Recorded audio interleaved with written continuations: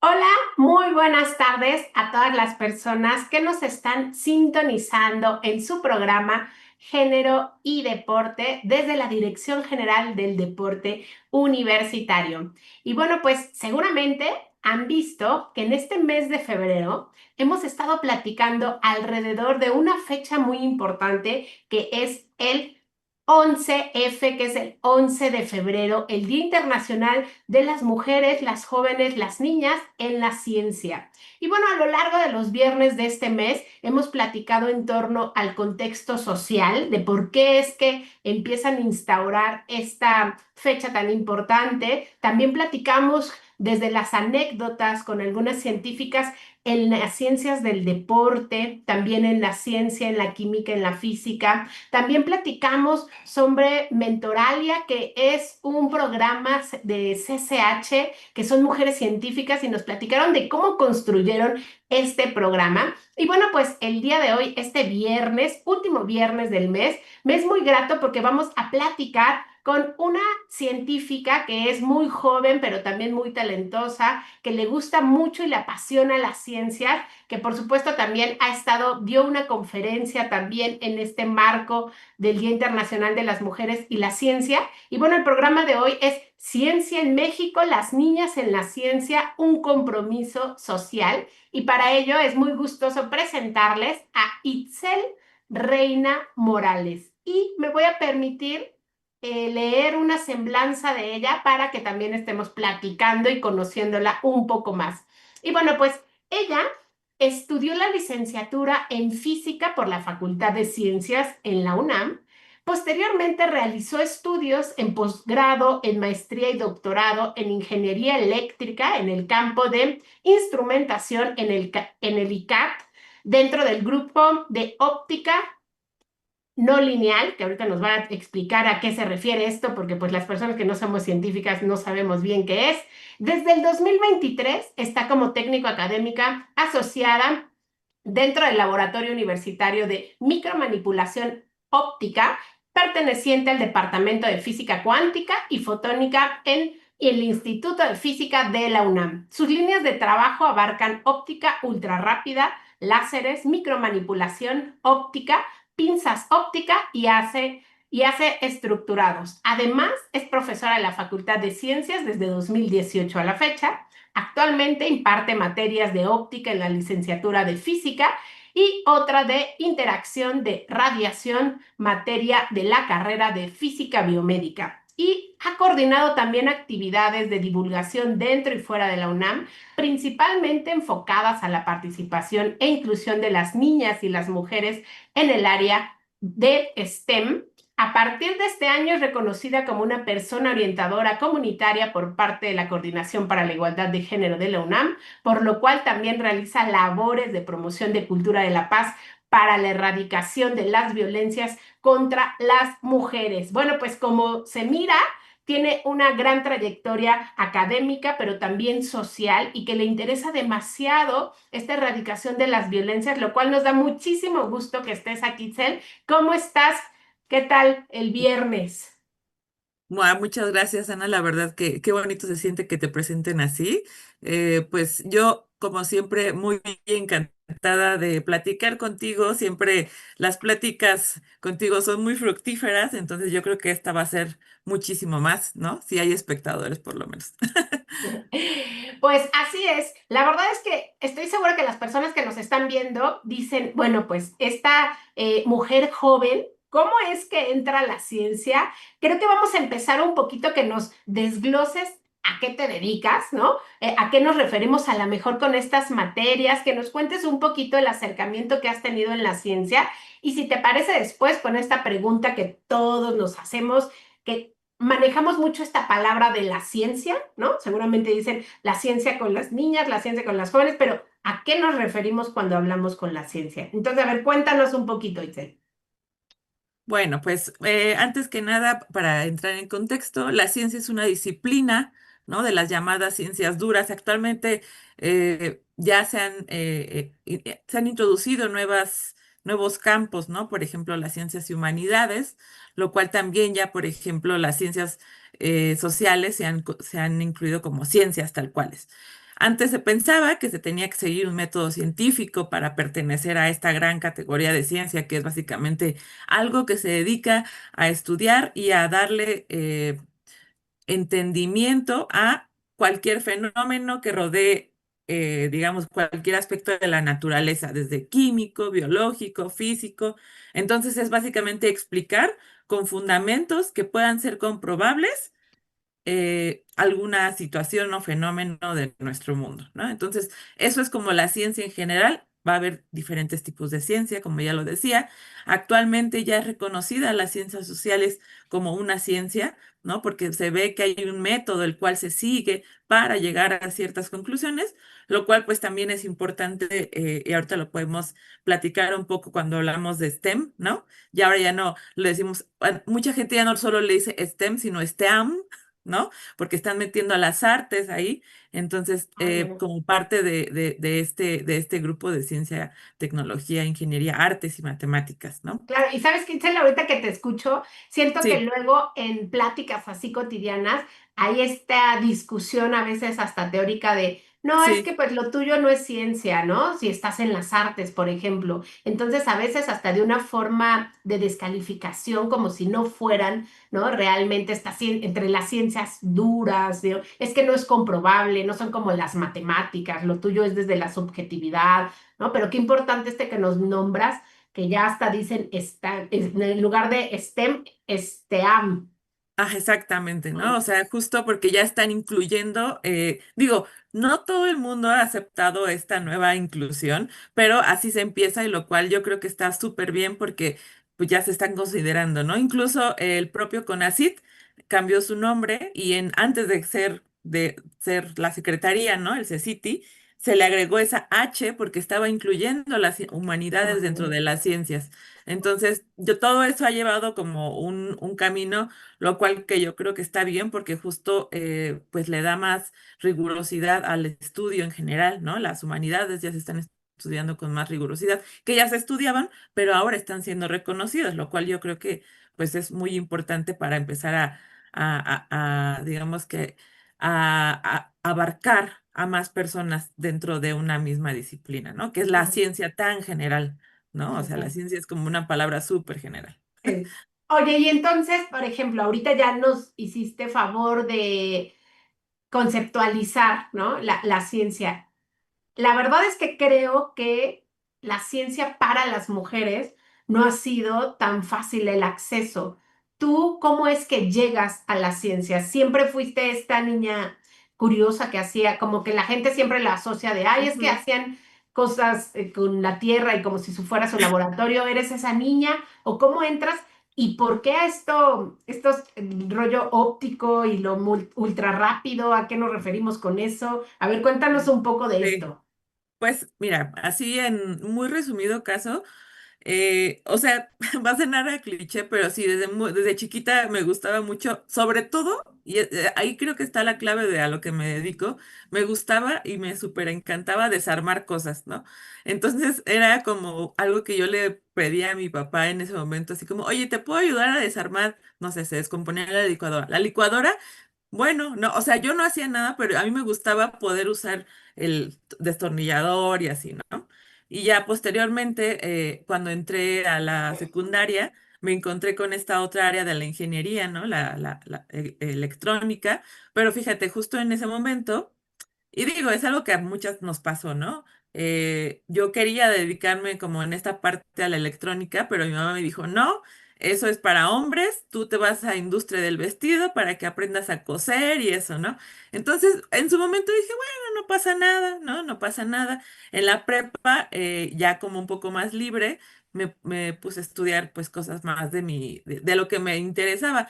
No tanto la física siempre fue más bien como el saber por qué pasaban ciertas cosas que se me hacían como, oye, pero a ver, ¿por qué existen más allá esas cosas? O sea, como que siempre me estaba preguntando, yo digo que más por que soy observadora que porque fuera así una científica chiquita, pero realmente era, por ejemplo, en mi caso yo era súper mala para la materia de física, ¿no? O sea, tengo que confesar que alguna vez reprobé una materia y para mí fue así como, ay, no, no sirvo para la física.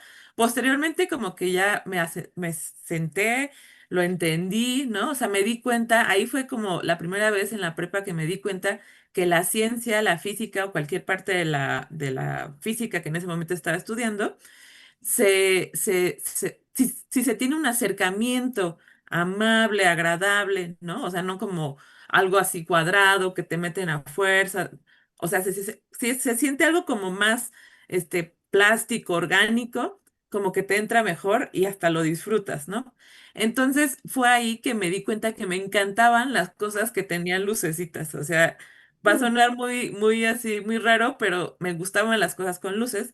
¿Y qué son las cosas con luces que más conocemos? Pues las estrellas, ¿no? Entonces yo llevé una materia de astronomía en la prepa y me gustó mucho tanto que dije, no, entonces quiero ser astrónoma, quiero dedicarme a la física y ya, ¿no? O sea, obviamente yo quería ser astrónoma, yo no quería estudiar física, yo nada más quería ver las estrellas, ¿no? Y entenderlas. Obviamente uno se va dando cuenta que para llegar a ese punto, pues necesitas partir de otro. Y fue durante mi formación en en la carrera que entré como a esta área de óptica porque llevé una materia optativa que se llama láseres, en donde te dejan como jugar con los láseres, jugar, o sea, haces prácticas. Y a mí me maravillaba que, o sea, que acomodando vidrios o cristales, de cierta forma y dándoles una corriente o como si las enchufáramos, se generaba un láser, ¿no? Entonces, a mí se me hacía así como una cosa, no sé, impresionante el que pudiera generar como que luces diferentes que ujú. aparte se servían para aplicar a otras cosas a partir de un acomodo, ¿no? Así como un rompecabezas. Entonces, eso fue lo que a mí me atrapó y de ahí todo esto que conllevó el desarrollo de los láseres, la óptica no lineal, que es básicamente usar los láseres en ciertas cosas muy particulares, ¿no? O sea, como para no ser tan específica como en efectos que a simple vista no podríamos observar a menos que tuviéramos un láser, ¿no? Ok. Entonces, eso fue lo que a mí me encantó y pues eso, o sea, entré como... O sea, sí fui una niña muy curiosa, pero también fui una niña que le iba muy mal por lo menos en la prepa, en el primer año en física, ¿no? O sea, las matemáticas siempre se me dieron, sí, pero la física no. Entonces actualmente Claro, no nadie es me ese cree. cliché de que, siempre te fue bien en física y por eso eres física, sino tiene que Exacto. ver más con esto de la luz, de las estrellas, ¿no? Oye, y por ejemplo, ¿tú crees que el acceso a la ciencia es para todas las personas? O sea, si te interesa algo, o sea, sí vete para allá, o es muy difícil y si no se te da, mejor no. Mira, fíjate, ahí es una pregunta como un poco más compleja porque sí, o sea, la respuesta corta es sí, la ciencia es para toda la gente, o sea, absolutamente para toda, ¿no? Porque justamente no está reservada para los inteligentes o para los que les va bien o para los que, no sé, los que siempre estudiaron o los que sacan 10, o sea, no. En general, yo puedo decir que la ciencia es así como una forma de conocer el mundo, ¿no? Y que podemos aprender, practicar, reproducir. Entonces, muchas veces hacemos ciencia sin darnos cuenta. Entonces, como que la pregunta en general, ¿la ciencia es para toda la gente? Sí, pero hay otra palabra clave que creo que es importante remarcar, que es el acceso, ¿no? El acceso a la ciencia. Entonces, ahí sí va a depender mucho más, o sea, el acceso a estudiar una carrera científica sí va a depender mucho más de condiciones sociales, educativas o incluso de políticas públicas, ¿no? ¿Por qué? Porque, por ejemplo, anteriormente, digo, pongo mi caso, yo afortunadamente me recuperé y me pude dedicar a esto, pero anteriormente, bueno, pues pensemos que no se les permitía estudiar a las mujeres, ¿no? Ya cuando hubo este acceso, esta introducción de las mujeres al estudio, o al acceso al estudio, porque ellas siempre han estado estudiando, siempre hemos estado estudiando, eh, hay esta discriminación, ¿no? De tú no te puedes dedicar a cosas que sean masculinas como la ciencia. Entonces tú dedícate a cosas que sean femeninas como, no sé, la industria del vestido, cosas del estilo. Entonces, sí depende, o sea, su acceso a estudiar sí depende de condiciones sociales, políticas, ¿no? Entonces, incluso monetarias, o sea, como Sí, puede ser que seas el más inteligente y todo, pero si no tienes los recursos es difícil que tengas el acceso porque pues tienes que trasladarte a una universidad, son lugares muy específicos y desgraciadamente en muchas partes la ciencia está muy centralizada, ¿no? Particularmente aquí o durante mucho tiempo la carrera de física en la UNAM solo se daba en CEU, no había carrera de física en otras ¿cómo se llaman estas? Las Campus. FES. Ajá, las FES. Entonces, eso también era otro factor, ¿no? Capaz que te quedaba una FES cerca y querías estudiar física, pero ahí no daban física, ¿no? Y el lugar más cercano era CU, pero te quedaba 3 horas y media y gastabas muchos recursos. Entonces, el acceso sí va a depender de eso, pero también, y yo creo que mucho más importante, de los estereotipos culturales, ¿no? O sea, como por ejemplo, que seas mujer, que tengas una buena posición o cosas del estilo. Actualmente ya no se da porque se están haciendo, pues, trabajo, ¿no? Para que esa barrera de pasar de las ciencias para todos a la ciencia es accesible para todos, pues se vaya difuminando. Ujú, Claro. Y por ejemplo, yo sé que tuviste la oportunidad en estas fechas de ir a las prepas, ¿no? Con ujú, jovencitas y también a secundarias, no estoy segura si tú, pero también compañeras. Dentro de tu vida académica ya como científica, un poco del otro lado, tú estuviste como niña curiosa, teniendo, ¿no? También este ujú. impacto y eso, pero ya estando tú como en esta vida académica, ¿cómo ves que reciben las niñas de porque pues, son jovencitas, ¿no? O sea, las jovencitas de las prepas, cuando vas a la secundaria, ¿cómo ves? ¿Se asombran? ¿Les interesa? ¿Crees que ahí es donde tenemos que sembrar esa semilla como mujer científica de si te interesa? Porque me imagino que les enseñan pues desde cuestiones prácticas hasta Ujú. referentes teóricos, no lo sé. Cuéntanos un poco de estas experiencias que has tenido y cómo tú miras a las niñas y a los niños, por supuesto, si se asombran, si les interesa, si les da pena, si participan. ¿Qué pasa con este acercamiento? Sí, de hecho, te voy a platicar algo muy impresionante que nos pasó, porque tuve la oportunidad de ir a prepas. Antes fuimos el 11 y el 21 fuimos a una primaria. Entonces, te voy a primero platicar lo que pasó en la prepa. En la prepa fuimos en general y había muchas niñas, ¿no? De hecho, como que la mitad del grupo en prepa eran mujeres, la mitad del grupo eran hombres. Pero cuando se trataba de dar una opinión, ¿no? O decir, ¿ustedes qué creen que esté pasando? Eran, o sea, arrasadoras las opiniones de los hombres, ¿no? Se da esta seguridad, este uso del espacio. No digo que las niñas no lo hagan o las jóvenes no lo hagan, pero sí se ve mucho más disminuido. Cuando fui a la primaria y les pregunté a las niñas y a los niños, ¿quién de ustedes está interesado en estudiar científicas? No estoy mintiendo, iba con una colega. En los 3 grupos de cuarto grado, todas las niñas dijeron, yo quiero estudiar algo científico, yo quiero ser matemática, yo quiero ser ingeniera, yo quiero ser médico, yo quiero ser físico. Bueno, ellas decían científica, bióloga, ¿no? O sea, y los niños así como, pues tal vez, no sé, todavía estoy pensando, quiero ser futbolista.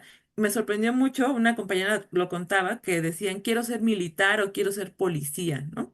Entonces, eso también tiene que ver como con el medio social que estamos viviendo. Claro. Y es sorprendente porque, digamos que en esta pequeña muestra que tuve, en la primaria las niñas eran súper seguras, eran las que hablaban. Y entonces me voy dando cuenta cómo conforme crecemos, los estereotipos y los roles, claro que afectan. O sea, a mí nadie me va a decir que no es cierto porque yo lo vi así de primera mano en un grupo, si quieres tú, muy pequeñito, pero yo veía cómo cuando llegan a la prepa, a lo mejor las niñas, cuando daban la respuesta, era la respuesta correcta, pero tenía yo que decirles, a ver, tú como que tienes cara de que quieres decir la respuesta. Y Mm, decían, no, pues sí, yo creo que es esto. Y era justo, ¿no? Era Y, eso. ajá, esa era eso. Entonces como que tenían mucha intuición, eran muy observadoras, los niños también, ¿no? Pero, o sea, pero me sorprendió este cambio de seguridad, ¿no? O sea, no digo que sea como la norma, pero sí es un gran, más bien, es la norma, pero no se dan casos diferentes, ¿no? Entonces las niñas eran en la primaria eran súper seguras y al final decían, no, yo no quiero ser médico, ahora quiero ser médico y científico, ¿no? Entonces uno se va muy feliz porque les deja el mensaje de que nunca pierdan, sobre todo su amor a pues a preguntarse qué pasa, pero más allá de eso, su seguridad, ¿no? La seguridad, porque esto sí se ve muy reflejado en la vida académica. O sea, se ha demostrado que, por ejemplo, si estamos viendo una mezcla de 50 y 50% de hombres y mujeres en la universidad, de ese 50% de mujeres, menos del 35%, o sea, van a ser una de cada cinco solo se va a dedicar a una ciencia STEM, ¿no? Entonces, piénsalo como 3 de cada 10 que entran son mujeres que se van a dedicar a la ciencia. Entonces, y de esas van a ir disminuyendo cada vez más, particularmente en ingenierías y matemáticas, donde va a ser 1 de 10, ¿no?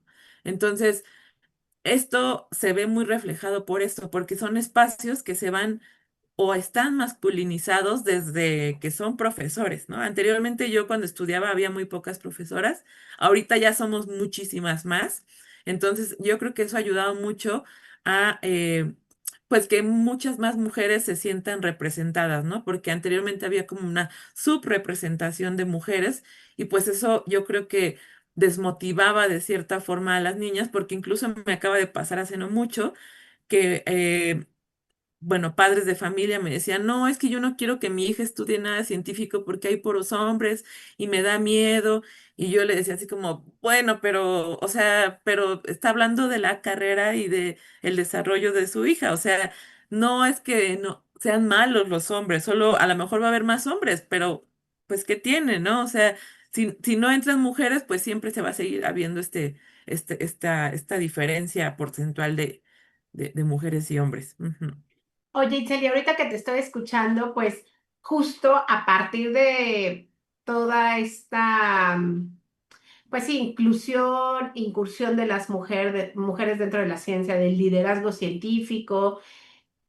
Cuando tú estabas estudiando física, ¿recuerdas un poco los referentes de las personas que eran científicas? ¿Se ha modificado esto ahora que tú ya eres una mujer investigadora, una mujer científica? ¿Crees que ha ido equiparándose un poco los referentes, ¿no? ¿Se conocen más a mujeres científicas o crees que todavía nos falta visibilizar a las mujeres científicas? ¿Qué pasa? Y también un poco en México, ¿cómo miras esta adecuación, ¿no? Porque sabemos que si las cosas no se nombran, pues se invisibilizan. Ujú. Entonces, ¿tú cómo has visto? ¿Crees que hay un cambio? Porque hay muchas mujeres, tú sabrás más, pero que son todavía creadoras, que inventoras, ¿no? Parece que en el siglo XXI ya no se puede inventar nada, pero en realidad, pues sí, ¿no? Hay mujeres que ayudaron en lo de algo del COVID, no me acuerdo bien, o Sí, sea, pero justo, o sea, ¿cómo ves esta dinámica y qué piensas de ello tú como mujer científica también y de las creaciones que se hacen? sí, de hecho esa es una muy buena pregunta porque yo cuando estudié la carrera, mi único referente, y eso sigue siendo hasta la fecha, para muchas estudiantes, el único referente es Marie Curie. Y les preguntas otra aparte de Marie Curie y se quedan como, en México, o sea, en México afortunadamente, por ejemplo, ya hay este cambio de Marie Curie a Julieta Fierro, ¿no? Pero Ahora, les ¿no? Sí, pregunta, y está buenísimo, porque aparte es una científica mexicana que, bueno, pues sí. desgraciadamente nos dejó, ¿no? Hace no mucho, pero que hizo un cambio muy importante en la ciencia en México, sobre todo como promotora de la ciencia para las niñas y las jóvenes. Pero anteriormente, para mí, o sea, era Marie Curie, mujer, y hombres, pues sí podía decir, ¿no? Así como, no, pues Newton, Pascal, Arquímedes, los grandes pensadores. Y si decían uno mexicano, yo decía, puta. O uno que no fuera uno de los grandes pensadores, el único que se me venía a la mente era Mario Molina, ¿no? Que fue como bueno, el único mexicano en ganar un premio Nobel de Química, eh, por unos estudios que hizo sobre la capa de ozono. Mm. Pero bueno, o sea, está muy interesante porque ahora, bueno, nosotras, científicas del Instituto de Física, hicimos una lotería de científicas Entonces, internacional. Entonces, les íbamos diciendo, a ver, conoces a tal, no. Y entonces al final como que ya se iban con otro nombre aparte de Marie Julieta Curie, ¿no? Fierro. Marie Exacto, Curie. Julieta Fierro, o decían, bueno, así como Ada Lovelace, o pues muchas, ¿no? O sea, quisiera nombrar a todas, pero no, desde Hipatia hasta la doctora Wu, o sea, muchísimas, y sobre todo como queremos que cuando ellas se pregunten, ¿cuál es mi científico favorito o científica? No se queden con los mismos de siempre y sobre todo que tengan referencias de mujeres, ¿no? Entonces, desgraciadamente eso se sigue dando y no porque no haya científicas, sino porque no se les visibiliza, ¿no? Anteriormente, bueno, pues digamos que las direcciones de los institutos más importantes de ciencia en México estaban a cargo de hombres. Eso ha ido cambiando en los últimos, yo creo, 6, 7 años, lo cual es muy bueno porque entonces ya por lo menos se sabe que ha habido pues estas presencias femeninas y obviamente pues los hombres y las mujeres, pues tenemos cierta paridad, ¿no? Pero cierta igualdad, cierta, o sea, ciertas igualdades, pero al mismo tiempo tenemos una diferente forma de concebir el mundo, ¿no? O sea, no solo de hombre a mujer, sino de mujer a mujer. Claro. Entonces, yo creo que todo eso enriquece a la ciencia desde el punto de vista de que, pues, no sé, de Marie Curie, por ejemplo, hay mucha gente que no sabe, pero que su hija ganó también el premio Nobel, ¿no? Junto con su mamá. Entonces, eso es como o sea, es uno de los referentes que dice, bueno, la mamá era científica, la hija era científica, el papá era científico, los tres ganaron el premio Nobel, pero nadie dice Jolie Curie, ¿no? Todos dicen Marie Curie, pero su hija también ganó el premio Nobel de Química, ¿no? Órale. Entonces, son cosas así como que uno se va quedando, pero desgraciadamente, pues sí falta visibilizar muchas científicas y sobre todo, algo que yo creo que es importante, reconocer el trabajo actual de nuestras científicas, ¿no? De otras científicas que todavía tenemos y que nos pueden dar testimonio, pues, de cómo ha sido su trayectoria y eso impactar directamente en las políticas públicas, ¿no? Que es algo que yo creo que es importante resaltar. Ujú. Y justo ahorita que tomas o que tocas el punto de las políticas públicas, hablabas al inicio también de que falta mucho por hacer, ¿no? Por las instituciones, que eso repercutiría también en el acceso real a la ciencia. Entonces, ¿por qué crees que es importante que existan más programas, más apoyos que generen las instituciones, las universidades, ¿no? Las educativas, pero también en las gubernamentales, ¿no? En nuestro país para que realmente exista este acceso a la ciencia, ¿no? Que también se haya una divulgación de la ciencia, ¿no? Y esto permita como una herramienta para que haya una inclusión de mujeres y niñas en la ciencia. Sí, justo eso es algo importante, porque actualmente ya se da mucha incentiva, o sea, ya se incentiva mucho la divulgación, ¿no? O sea, como desde nivel primaria, secundaria, prepas, ¿no? Entonces se incentiva mucho y hay muchas políticas públicas que permiten eso. O sea, por ejemplo, en Pilares ha habido, Ujú. bueno, Pilares es como unos centros, ¿no? De alcaldías donde se dan cursos, donde se dan eh, conferencias, prácticas deportivas, educativas, artísticas, de muchos. Entonces se dio como un tipo, llevar a la UNAM a los pilares, a la UNAM me refiero como a esta parte de algunos institutos científicos. A pilares a dar pláticas, ¿no? Como a pláticas de cosas súper densas como qué son los agujeros negros y bla, bla, bla, bla, bla, pero a nivel divulgativo. Y entonces ahí van niños, niñas, jóvenes, adultos, ¿no? Hasta personas de la tercera edad o incluso muchos más, ¿no? Eh, entonces se ha dado mucha incentivación a eso. También está esta política de que se apoya a mujeres que son madres, ¿no? Con becas especiales, a mujeres que vienen o que pertenecen a una etnia también se les da un apoyo, o sea, además de todo el apoyo, porque saben que es complicado, o sea, saben que es complicado venir desde lejos, romper estereotipos, entonces se les da un apoyo, una guía. También hay estas becas especiales para mujeres para viajar al extranjero en un posgrado, que por ejemplo estas Marie Curie, ¿no? De hecho se llama esa beca Marie Curie, que era para Mm, estudiar en diferentes partes del mundo un posgrado. Entonces sí se da, pero claro que falta mucho, ¿no? Claro que falta mucho porque pues somos muchísimos y entonces también pues si, por ejemplo, yo algo que les decía, si todo esto se anuncia o lo hacemos mediante redes sociales, que ya casi todos tenemos acceso, bueno, pues va a llegar mucha gente. Pero ¿qué pasa con los que no tienen acceso a esto? claro. ¿No? Entonces, esos niños, esos pequeños y pequeñas que viven en alguna comunidad que a lo mejor son genios, ¿no? O sea, naturales, científicos naturales, pues se quedan sin esa mentoría. Entonces, yo creo que por ahí hay mucho más trabajo por hacer, sobre todo en mejorar la calidad de la educación, porque o sea, y darles una educación más íntegra. O sea, desde romper estos estereotipos de niñas acá y niños acá hasta ya que están en una carrera, perdón, en un nivel de bachillerato, darles cursos en donde las mujeres entiendan que no por dedicarse a ciertas cosas van a ser menos mujeres que si se dedican a otra, ¿no? Que es un poco este estereotipo de dedícate para lo que son las mujeres, que aunque no parezca y muchas mujeres digan, no, yo lo voy a hacer, sí está súper interiorizado, ¿no? Porque al final todo eso es estructural y viene desde comentarios de casa como, no estudies eso porque no hay trabajo, de qué vas a vivir y cosas del estilo, que pareciera que no, pero que a los hombres tienen tanta confianza que dicen, ah, sí, pues no importa, ¿no? Yo voy a vivir de lo que hago. Pero las mujeres vienen con esto, ¿no? Como, no, y sí, o sea, son mucho más complejos los problemas. Entonces, sí, creo que falta visibilizar sobre todo logros de científicas mexicanas, más allá de los grandes logros que hizo Julieta Fierro, pero hay muchos más, ¿no?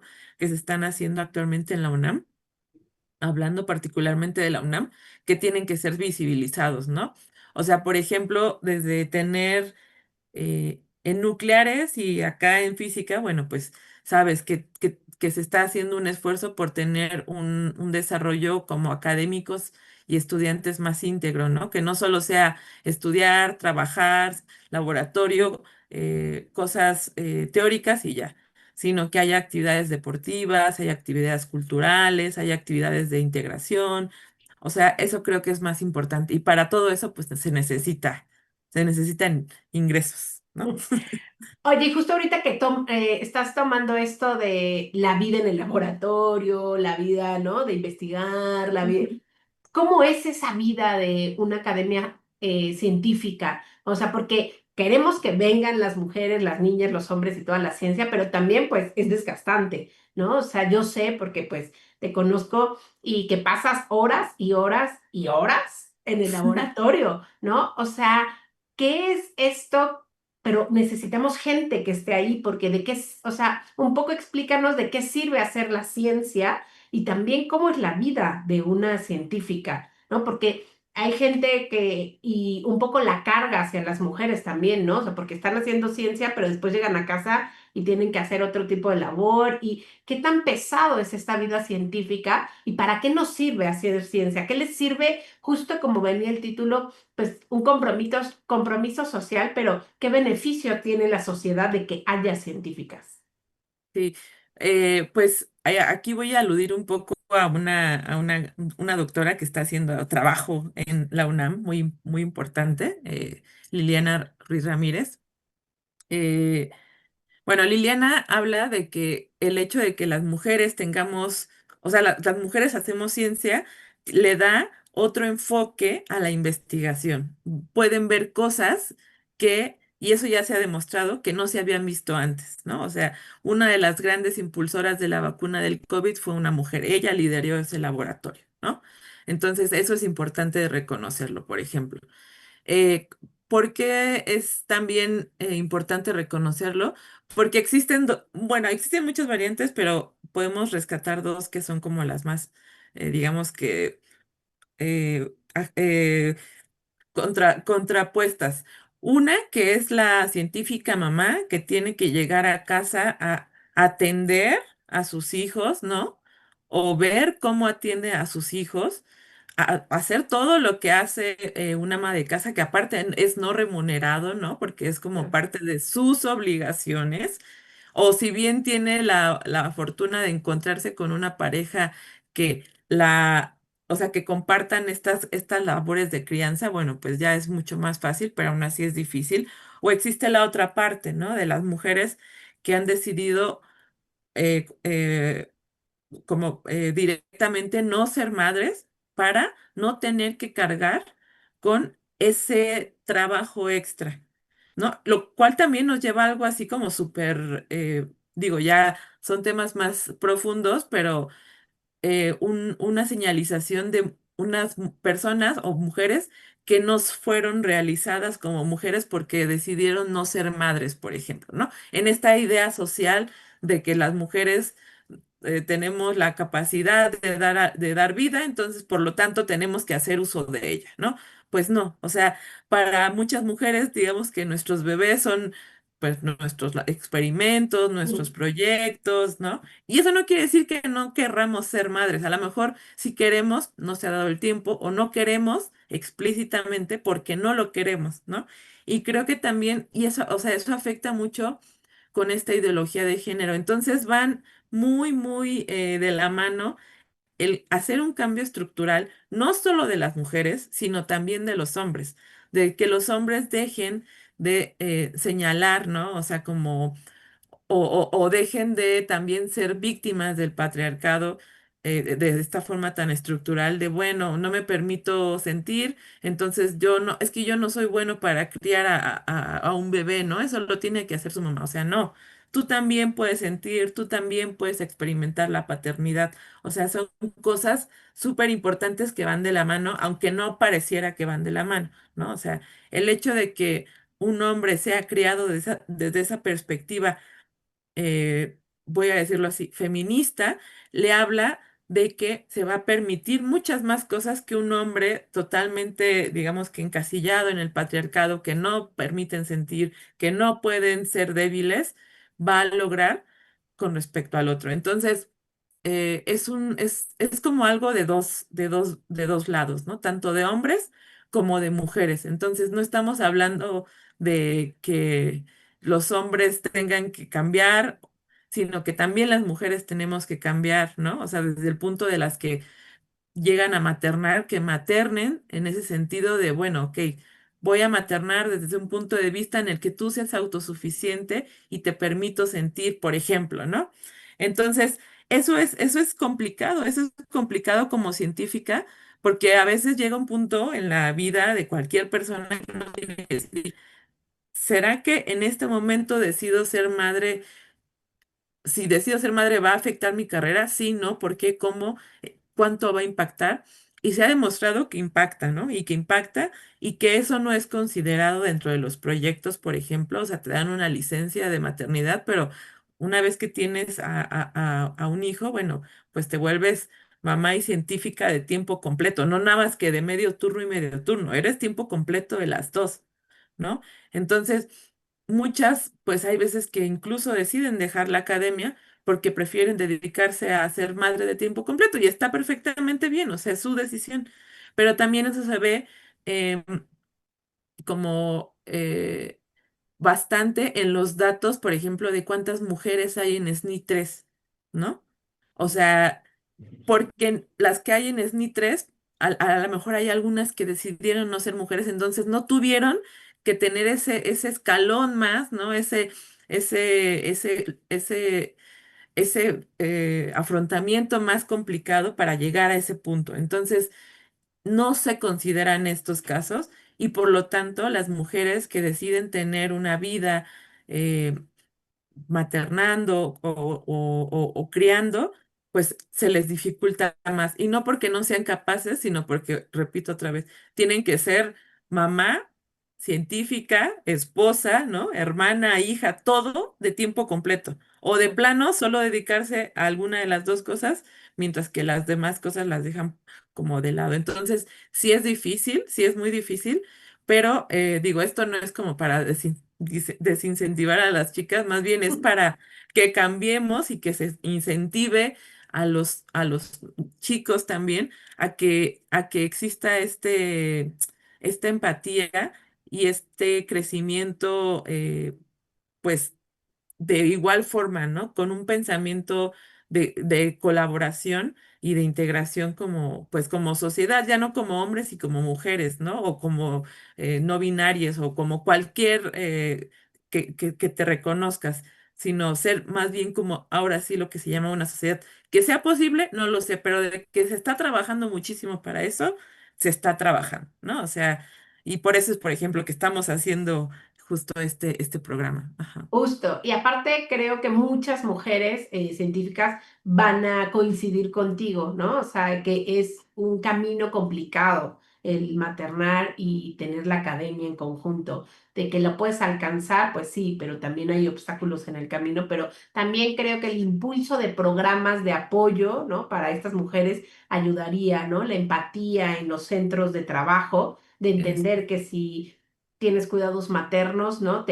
No sea un impedimento de, híjole, otra vez, ¿no? Entonces también creo que esta empatía social y este compromiso social por querer a mujeres científicas, pero también que conlleva tener a mujeres científicas, ¿no? Entonces, justo un poco ya estamos cerrando, el programa se nos va muy rápido, pero me gustaría dos cosas. Una, preguntarte, a partir de estas, pues sí, de esta mirada que tienes integral dentro de la ciencia, ¿qué crees que le falta tanto a las universidades, ¿no? Al México en el que estamos, ¿qué nos falta hacer para llegar a tener este real compromiso social? Y bueno, y de otra también para conocer qué estás trabajando tú ahorita como científica, para que la gente también sepa en lo que estás trabajando, qué estás creando, y bueno, para ir cerrando el programa. ok. Pues, ¿cómo vamos? Mucha gente pensaría, ay, no, solo en México, ¿no? En México, solo el 35% de las personas que estudian un posgrado o una licenciatura son de STEM, ¿no? Son mujeres, pues, y se dedican a STEM. Pero uno pensaría, no, es que, no sé, voy a decir un nombre. En Europa no pasa esto, ¿no? Es exactamente lo mismo. Y se está teniendo, o sea, si tú te pones a ver, en algunos lugares es peor, ¿no? Incluso, pero ese 35% se ha mantenido y se está creado, de hecho se metió en la agenda de la ONU que para quizás por ahí del 2030 se alcance un 40%, ¿no? Porque estamos fluctuando entre el 30-35%. Entonces, ha costado y ha costado mucho porque implica dar plazas a investigadoras, dar recursos a científicas, dar becas a estudiantes mujeres que se dediquen a STEM, de abrir más lugares para, o sea, conlleva mucho trabajo que aparte es pues, al final de todo es como un sistema capitalista, entonces necesitas dinero para eso, ¿no? Entonces, algo que falta mucho, pero no solo a la UNAM, sino en general, es mucha más, pues más plazas para mujeres, ¿no? Más plazas que sean específicamente para mujeres. Y muchos estarán en contra de, es que eso es, ¿cómo le llaman? Eso es cuota de género, ¿no? A ver, sí, si quieren verlo así, pero es necesario, o sea, es necesario porque es una parte de las políticas públicas que son necesarias, más inclusión de mujeres, porque incluso hay mujeres que no aplican porque dicen, no, o sea, son 90 hombres y solo soy yo, no me van a aceptar, ¿no? Entonces, es también para decirle a las chicas que apliquen, que hay muchas becas que son específicamente para mujeres, ¿no? Pero que desgraciadamente pues faltan, siempre va a faltar, ¿no? O sea, para llegar a ese 50% no sé cuánto va a llevar, yo espero que algún día lo logremos, pero el ir subiendo, eso es importante. Y bueno, hablando un poco de lo que estoy trabajando ahorita en temas, digamos, de ciencia, estamos desarrollando, bueno, en el laboratorio estamos desarrollando como un sistema de microscopio que utiliza luz estructurada con cierta forma muy particular, ¿no? Entonces estamos haciendo unos experimentos en eso. En la parte de divulgación y docencia, que también trabajo como una de mis líneas, digamos que más importantes, estamos realizando como kits de enseñanza para la carrera de física, ¿no? Es algo que estoy trabajando con dos estudiantes de licenciatura, estudiantas, ¿no? Bueno, estudiantes mujeres de licenciatura, que les digo, miren, con esto podemos hacer que sea quizá más accesible para que todas y todos entiendan mejor. Y bueno, estamos organizando muchos proyectos por ejemplo, que haya más visibilización de las mujeres ahí en el Instituto de Física. Acabamos de cerrar un ciclo, uy, larguísimo, ¿no? Desde el 11F hasta hoy, y todavía nos falta el siguiente viernes, ¿no? Al cual invitamos a todos, el 6M en el marco del Día Internacional de la Mujer, de la conmemoración del Día de la Mujer.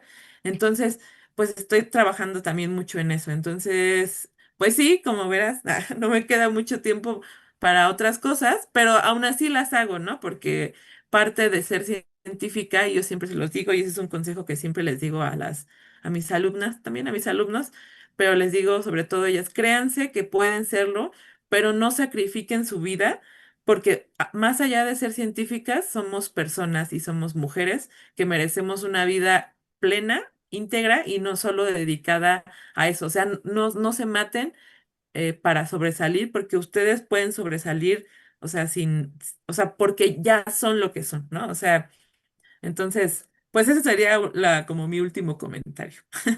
Muchísimas gracias, Itzel. Pues se nos terminó el tiempo, pero te agradezco mucho haber compartido tu experiencia, tu conocimiento como científica, como mujer, como persona comprometida, ¿no? Para erradicar las violencias en tu área. Y bueno, pues te agradecemos mucho por parte de la Dirección General del Deporte Universitario. Esperemos que estés nuevamente en otro programa y agradecemos a todas las personas también por habernos escuchado. Itzel, gracias por todo lo que nos has compartido.